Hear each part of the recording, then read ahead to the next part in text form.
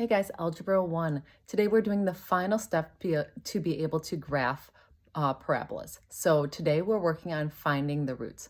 We've already been doing that because we've already been factoring. Today we're going to do the final step for it, and then next week we're going to put it all together so that we can graph. Let's look at our notes for the first day of finding the roots. So what we're going to try to do is we're going to try to find the roots of this equation. And we do that by factoring it. So if we remember, there's a 1 in front of this x squared. So then we build our house. 1 times 3 is 3. So we are looking for the numbers that multiply to 3 and add to 4. I'm going to, over here, write my multiples of 3. My multiples of 3 are 1 and 3, and that's it. So 1 plus 3 is equal to 4.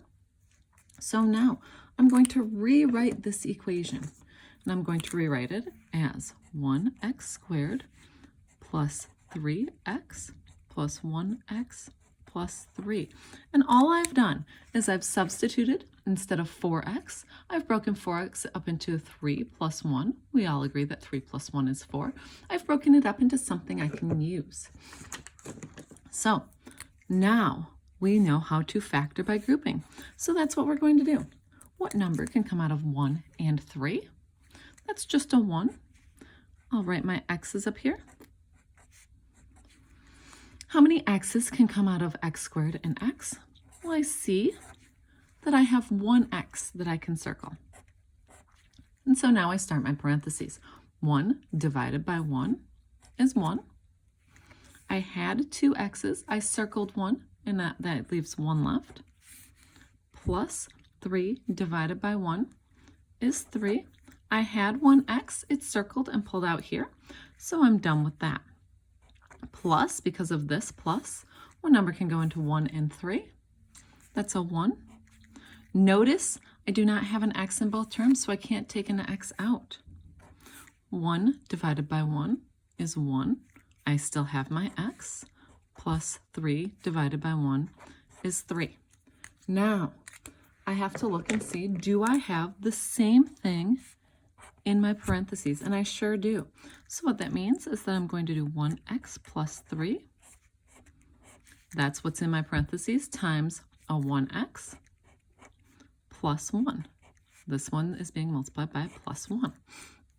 So I have factored the equation. That is step 1.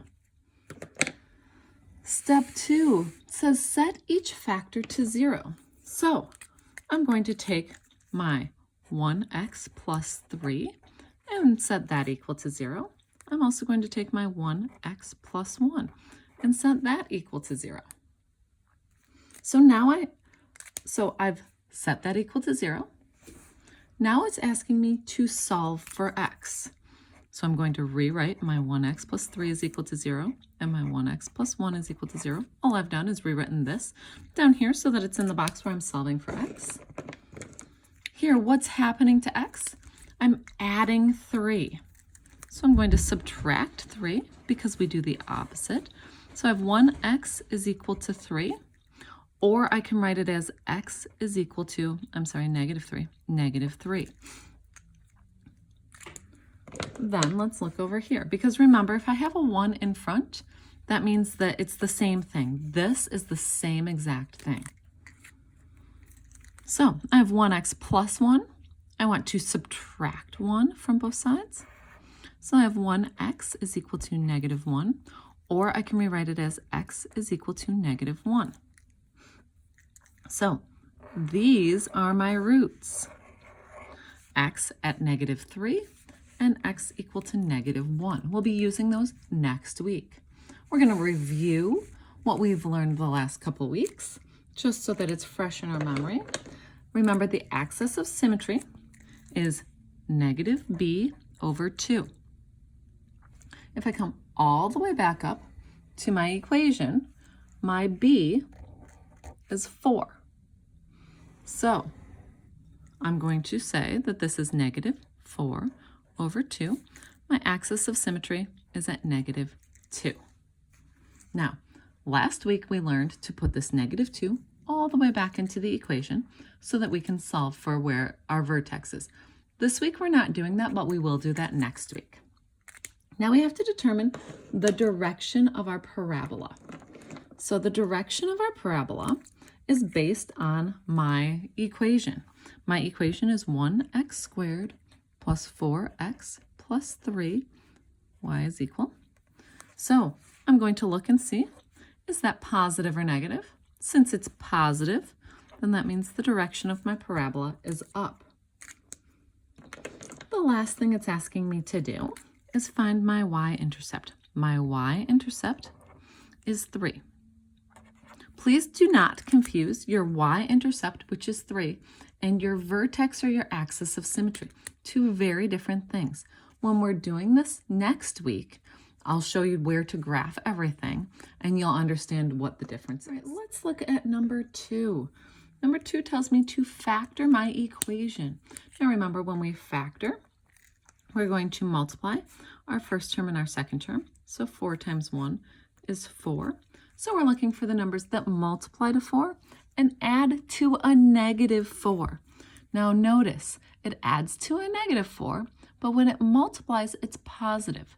So a negative times a negative is a positive, which means both of these terms are going to be positive. So my multiples of 4 are negative 1 and negative 4, or negative 2 and negative 2. We're looking for what adds to a negative 4. Negative 1 plus negative 4 is equal to a negative 5. Negative 2 plus a negative 2 is equal to a negative 4. So which one of these are we going to use? We're going to use these two because I need something that adds to a negative 4.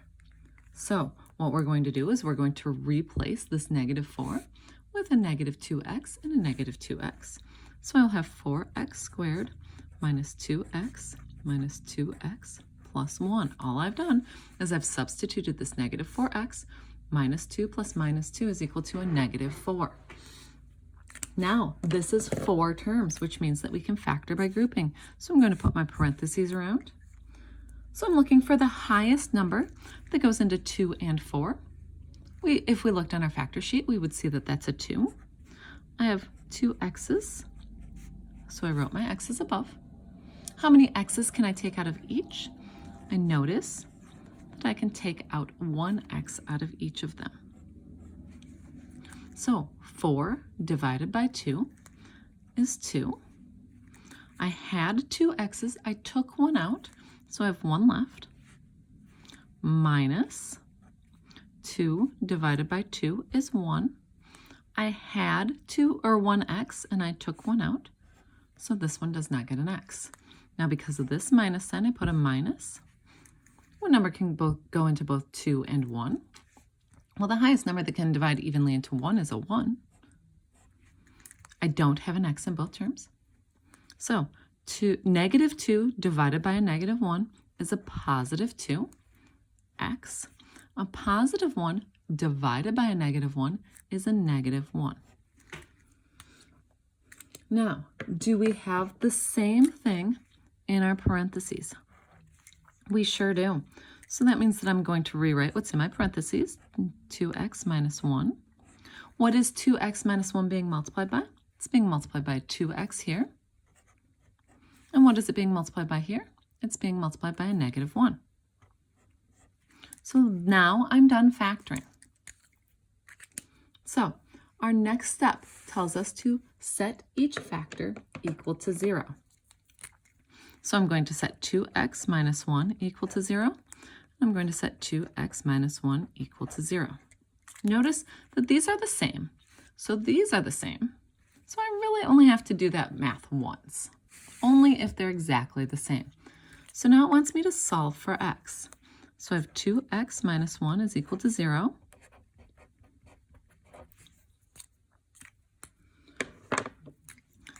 I'm subtracting 1. The opposite of subtraction is addition. So I'm going to add 1 to both sides. Negative 1 plus 1 is a 0. So I end up with 2x is equal to 0 plus 1 is a 1. I'm going to do the same thing here. Negative 1 plus 1 is a 0. So I end up with 2x is equal to 0 plus 1 is 1. Again, they're the exact same. That's exactly what we're looking for. Now, x is being multiplied by 2, so what's the opposite of multiplication? Division. I'm going to divide by 2 on both sides. 2 divided by 2 becomes a 1, so that I have x is equal to 1/2. And we're going to leave that as a fraction. Here, I will end up, this becomes a 1 again, so I'll have x is equal to 1/2. So that's my answer. It's exactly what I was looking for. Now it wants us to find the axis of symmetry. So just to refresh your memory, our equation is 4x squared minus 4x plus 1. And the axis of symmetry is, remember, negative b over 2. So my axis of symmetry is a negative 4 over 2, because b is my second term, my term in front of my x. So a negative times a negative becomes a positive, so that's equal to a positive 2. Remember, we can take this number and put it back in for x to find our vertex. We'll be doing that next week. The direction of the parabola. So the direction of the parabola is determined by my first number. If my first number is positive, it goes up. If my first number is negative, it goes down. So since this is positive, then my direction of my parabola is up. The last thing that we need to look at is my y-intercept. My y-intercept is the last number.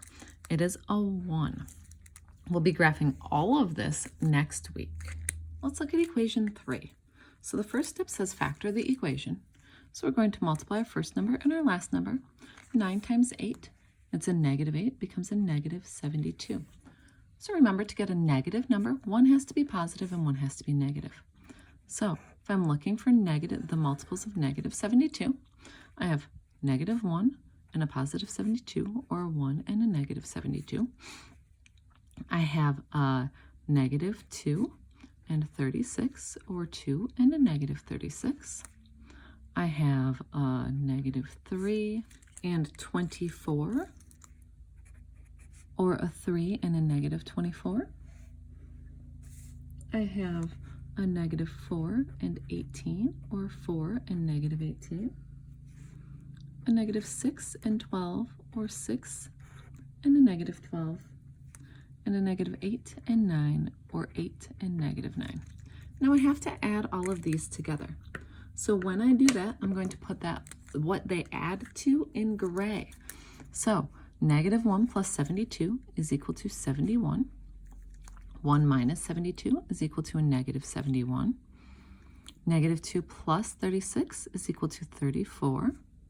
2 minus 36 is equal to a negative 34. Negative 3 plus 24 is equal to 21. 3 minus 24 is equal to a negative 21. Negative 4 plus 18 is equal to 14. 4 minus 18 is equal to a negative 14. Negative 6 plus 12 is equal to 6. 6 minus 12 is equal to a negative 6. Negative 8 plus 9 is equal to 1. And 8 minus 9 is equal to a negative 1. So all I've done is found all of my factors of 72, and then I've added them together. That's in gray.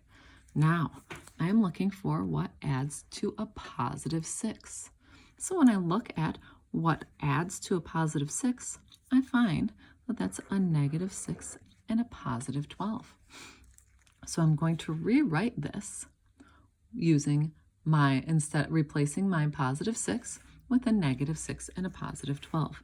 So I'll have 9x squared, minus 6x plus 12x minus 8.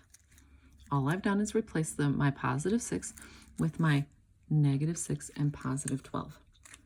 Now, this looks exactly like factor by grouping, which we've been doing since February. So we're going to factor by grouping. What number can go into both 9 and 6 evenly. When I look at my factor, I find that the highest number that can go into both of those is 3. I'm going to write my x's up here for you. How many x's can I take out of both? I look and see that I can take one x out. So 9 divided by 3 is 3. I had 2 x's, I took one out, so I have an x, minus 6 divided by 3 is 2. I had one x, I took one out, so I'm done. Plus, because of this plus, what number can go into both 12 and 8? What's the highest number? If I look at my factor sheet, I see that the highest number that can go into both 12 and 8 is 4. I don't have an x in both terms, so I can't take one out. So 12 divided by 4 is 3. I had one x, and it's still there. Negative 8 divided by a positive 4 is a negative 2. Now I have to look and see, do my parentheses match? I have a 3x minus 2 here and a 3x minus 2 there. They sure do. So I'm going to rewrite this as 3x minus 2 because that's what is in my first parentheses. This 3x minus 2 is being multiplied by 3x. And this 3x minus 2 is being multiplied by a positive 4. So now we are done factoring. Step 2 tells us to set each factor equal to 0. So I have 3x plus 2, is equal to 0. And I have 3x plus 4 is also equal to 0. Then it tells me to solve for x. So I have 3x plus 2 equals 0. 3x plus 4 equals 0. I've just rewritten this so that I can solve for x. All right, so the 2 is being added. Now I need to subtract it. So I subtract 2 from both sides. So I have 3x is equal to a negative 2. Then my x is being multiplied by 3, so I have to divide by 3. When I divide by 3, this becomes a 1, so that I will have x is equal to a negative 2/3. We're just going to leave it as a fraction. Let's look at this other factor. I see that I have 4 is being added, so I need to subtract 4 from both sides, so that I have 3x is equal to a negative 4. X is being multiplied by 3, so I need to divide by 3. 3 divided by 3 is a 1, so that I will have x is equal to negative 4/3. These are my two answers. X is equal to negative 2/3 and x is equal to negative 4/3.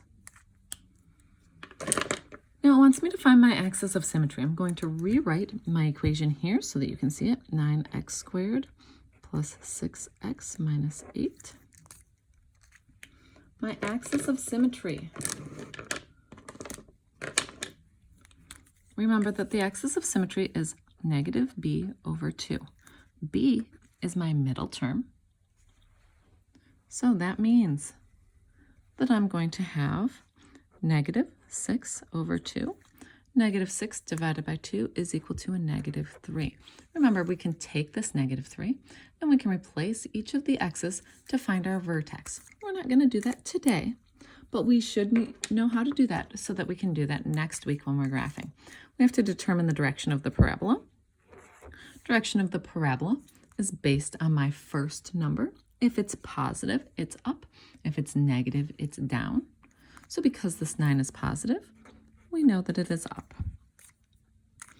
And then the last thing that we have to do is we have to determine the y-intercept. Our y-intercept is always our last number, our constant. So our y-intercept is at negative 8. Please try to do number 4 on your own before going on so that you can see if you get it correct. And if you don't or don't know what you're doing, then it's a great chance for you to see where you might have made a mistake. So we're going to look at number 4. So just like everything else, we have to factor this equation. In order to factor, we're going to multiply our first term and our last term, and that equals 9. So we're looking for the numbers that multiply to 9 and add to 10. Over here, I'm going to put my factors of 9. They are 1 and 9 and 3 and 3. They're all positive because both of those are positive. So what multiplies to 9 and adds to 10? 1 plus 9 is equal to 10. 3 plus 3 is equal to 6. So we're looking for what multiplies to a positive 10, adds to a positive 10, and that's our 1 and our 9. So we're going to rewrite this as 3x squared plus 1x plus 9x plus 3. I've just substituted my 1 plus 9 instead of my 10. Now, this is factors of 4, so we can factor by grouping. So, what number can go into both 3 and 1? The highest number that can go into both of those is a 1. Now I look at my x's. I can only take one x out. Since I've dealt with both, I can start my parentheses. 3 divided by 1 is 3. I had 2 x's. I only have 1 left. Plus 1 divided by 1 is 1. I had 1x, but I already took it out. So we're done. Now, what number can go into both 9 and 3? What's the highest number? We're always looking for the highest number that can go into there. We're doing a plus because of that plus. 3 is the highest number that can go into both 3 and 9. I don't have an x in both terms, so I can't take it out. 9 divided by 3 is 3. I have an x that did not get taken out, plus 3 divided by 3 is 1. Now we have to look and see, did we do this correct? Do we have the same term in our parentheses? We sure do, so that means we did it correctly. We have 3x plus 1, that's what's in our parentheses. Here, this 3x plus 1 is being multiplied by 1x, plus 3x plus 1 is being multiplied by a 3 there. So now I've factored it. Excellent job. So now it's asking me to set each factor equal to 0. So I'm going to write my 3x plus 1 equal to 0 and my 1x plus 3 equal to 0. Then it wants me to solve for x. So I'm rewriting them just so that it's in the right bank. Let's solve for x. So first I'm adding, which means that I need to subtract, so that I will have 3x is equal to a negative 1. Then x is being multiplied by 3, so I have to divide by 3 on both sides, which means that x is equal to a negative 1/3. Let's look at this one. The 3 is being added. We need to subtract, so that I have 1x is equal to a negative 3. Or I could divide by 1, or we know that x is equal to a negative 3. It's the same thing. So here's our answers. Now, we need to write our axis of symmetry. So just to remind you what our equation is, I'm going to write it right here, where I have 3x squared plus 10x plus 3. Remember, our axis of symmetry is negative b over 2. B is our middle term. So our axis of symmetry is negative 10 over 2. 10 divided by 2 is equal to a negative 5. We need to find the direction of the parabola. And in order to do that, we are going to look at our first number. If our first number is positive, it's up. If our first number is negative, it's down. So we see that we have a positive 3, which means the direction of our parabola is up. And then we need to look at our y-intercept. Our y-intercept is our constant, the number that does not have an x. And our y-intercept is always just our constant. Let me know if you have any problems.